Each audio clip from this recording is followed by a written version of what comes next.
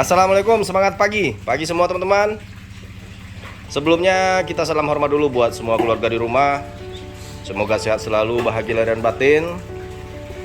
Nah, kali ini kita berbagi pengalaman tentang kasus mobil ini. Nah, jadi mobil ini kemarin dibawa dari Bali dengan tujuan ke Sumbar, ke Kota Padang. Nah, sampai di Jambi atau di Bungo ya, Debo ya, mobil ini mengalami trouble, yaitu oli mesinnya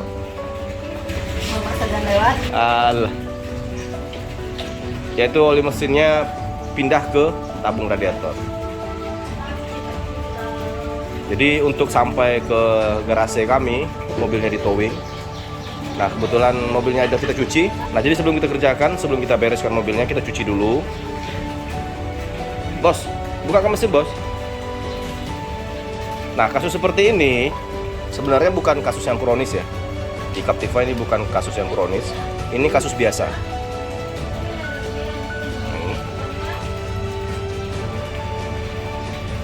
Nah, ini sebenarnya kalau di Captiva kasus umum, karena masalahnya ada di oil cooler.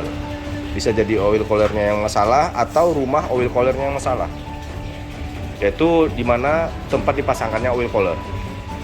Nah, jadi kita tidak bisa pastikan apakah hasilnya, apakah oil coolernya, apakah rumah oil coolernya. Intinya nanti kita lepas dulu, kita cek rumah oil coolernya. Kalau nggak ada yang corrosi atau yang keropos positif, berarti itu oil cooler. Nah, jadi kalau misalnya teman-teman temukan kasus seperti ini, olinya pindah ke tabung radiator, nah berarti itu masalah ada di jalur oil coolernya. Nah, tapi kalau air radiatornya yang pindah ke olinya, nah berarti itu masalahnya ada di dekselnya. Nah, jadi kalau teman-teman temukan kasus seperti ini, kalau lagi dalam perjalanan, kita sarankan mobilnya tidak usah dibawa jalan lagi. Karena mobil ini kalau di starter hidup, dibawa jalan bisa. Kalau misalnya 10, 20, 30 kilo mungkin masih aman ya. Tapi kalau lebih dari itu, kita sarankan jangan. Karena takutnya nanti semua jalur pendingin udah dipenuhi sama olinya, jadi mesin tidak mendapatkan pendingin, otomatis suhu mesinnya menjadi tinggi. Nah, oil cooler itu ada di belakang, pas di belakang filter olinya, bagian sananya. Nah, nanti kita lepas juga sama rumah oil coolernya. Nah, karena sekalian mobil ini udah kita bersihkan, kita perbaiki, ya udah kita cleaning aja semua.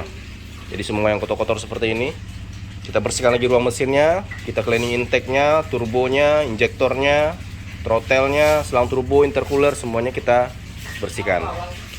Karena kalau kasus seperti ini, pengerjaan yang lamanya adalah membersihkan jalur pendinginnya. Jadi kita pastikan tidak ada lagi oli di jalur pendinginnya.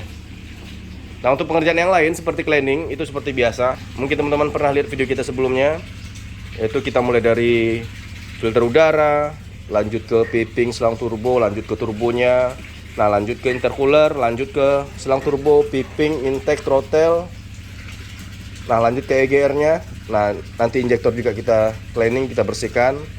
Nah, terakhir downpipe juga. Nah, yang pasti radiator nanti kita keluarkan. Biar cepat pengerjaannya, radiator kita keluarkan saja, kita cuci di luar. Nah, nanti sebelum kita running, kita lanjut bersihkan step berikutnya. Jadi nanti cara bersihkannya, kita masukkan air, masukkan rinso, nah nanti disirkulasi sampai betul-betul bersih. Nah, ini Captiva Diesel FL tahun 2012. Jadi kemarin si omnya ke Balinya pakai Fortuner tahun 2018. Fortunernya dijual di sana, kemudian diganti sama Captiva. Nah, oke teman-teman, ini kita jadikan video part 1-nya yaitu analisa. Nanti video part 2-nya seperti biasa kita pembongkaran, kemudian kita cleaning, pencucian, habis itu pemasangan yang kita running.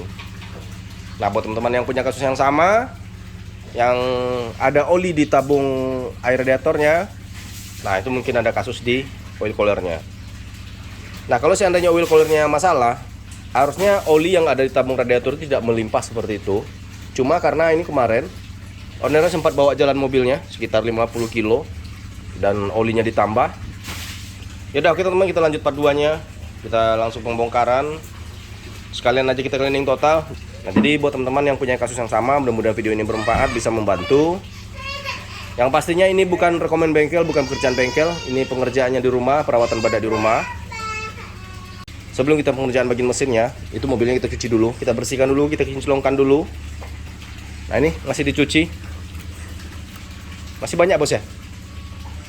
Kok nggak ada baju bos? Nah oke teman-teman, sampai jumpa di video kita berikutnya, perawatan badak di rumah. Salam hormat buat keluarga, salam mudahnya merawat Captiva.